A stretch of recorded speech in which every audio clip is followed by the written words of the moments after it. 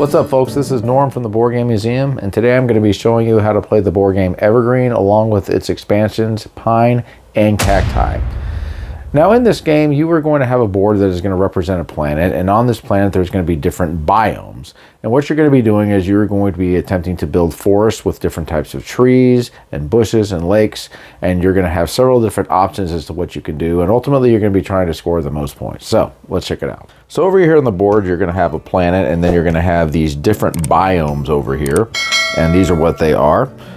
Right over here, you're going to have your grassland biome. This is your flowers biome. This is your wheat biome. This is the rock biome. This is the swamp biome. And then this is the snow biome. Now, what you're going to be doing in this game is you're going to be working on trying to build a forest and trying to score points in a couple of different ways. One, by building the biggest forest you can on each of the sections and counting those, and also scoring from wherever the sunlight is going to be shining onto the trees. You're going to score that way as well. So over here we have the cards, and I'll just show you a card right here. Right over here is what is called the fertility. Now in the beginning, you're going to go ahead and draw cards until you have 5 fertility showing, and you're going to put them into a zone. The fertility is going to count for points at the end of the game for the big trees. Right over here is going to be the biome where you will be working on with this particular card, so it would be this. And then each of these cards is going to have a special power, which I will talk about here in just a second. In the beginning, you're going to go ahead and lay out 3 cards here. You'll do it the number of players plus 1, so if I had 2 players, it would be 3 cards. And then the person with the first player marker is going to go ahead and pick one of the cards. So let's just say I decided I was going to go ahead and pick this one. First player marker is going to go onto the card that is closest to the deck, which is here. So let's just say player 2 decided he was going to pick this one. So I'll go ahead and take this back, and then this card, which is remaining, is going to go ahead and go over here into the fertility section. Now in the game, you're going to have 4 different actions that you are going to be able to choose from.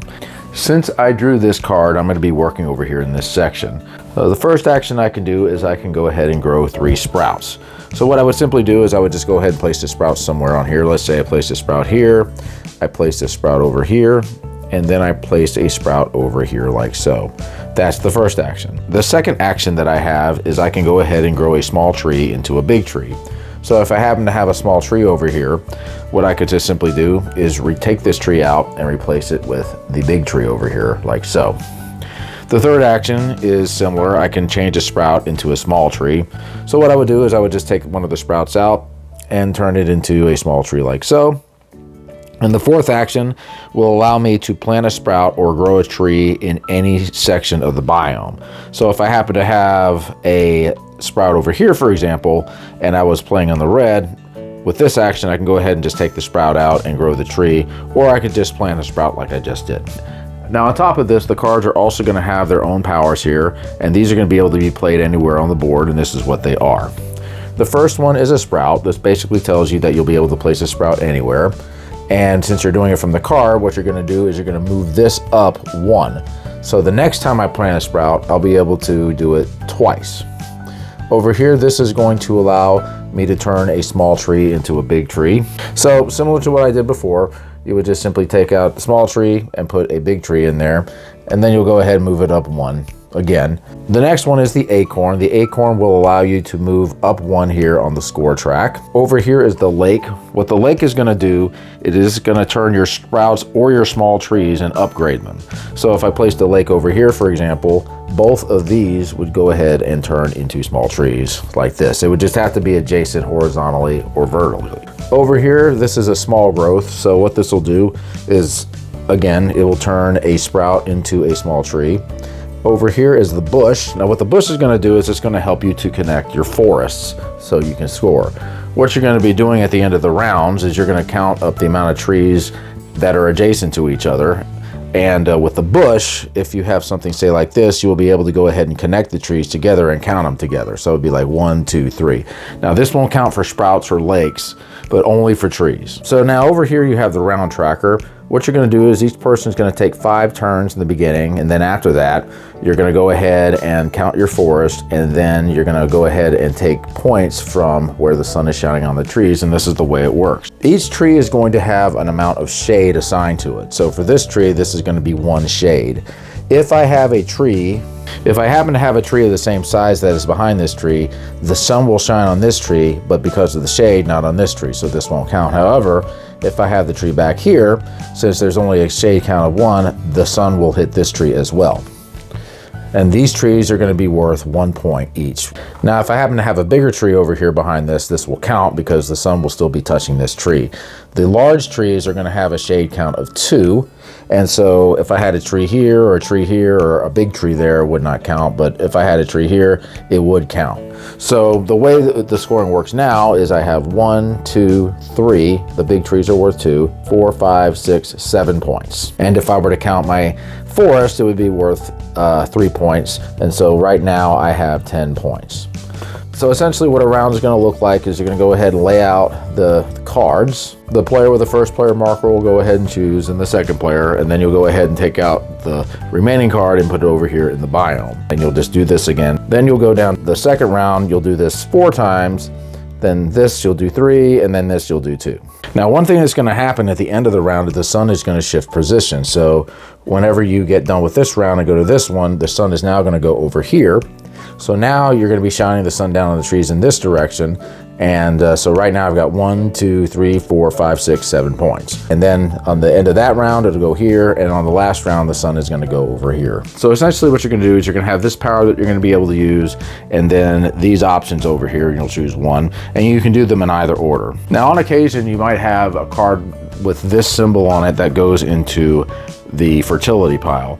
If that happens, I'm going to put it over here. This is going to cancel out all the fertility that is under this particular card. However, you can get another yellow card and just start building it up again. So now at the end of each round, you're going to be counting up the trees, you're going to be counting up the forest, and then when you get to the final round, you're going to go ahead, count all those up again, and then you're going to count the fertility, and this is the way it works. Let's take a look at this card. This has 2 fertility on it. So right now, that means each big tree is going to be worth a bonus 2 points. So this is 2, this is 2, and this is 2, and you're going to do this with all of these fertilities. Now, the expansion is called pines and cacti, and pines and cacti work a little bit differently. I've got a small pine over here, and let's just say I placed it over here behind this small tree. What's going to happen is this small pine is going to grow into a large pine because the pines love shade. So this will do this automatically. The cacti, on the other hand, loves the sun. And so if the cacti is under shade, it's not going to count for points, and it's actually going to die out. So what you'll want to do is you'll want to keep the cacti away from trees. So if I put the cacti here, right now it would be worth a point, but if the cacti were, say, right over here, it would not be worth anything and it would die out. And so anyway, that's the basics of the game. So you're going to go ahead and just do this amount of rounds. You'll count up points by counting your forest and then counting where the sun is shining on the trees on each direction.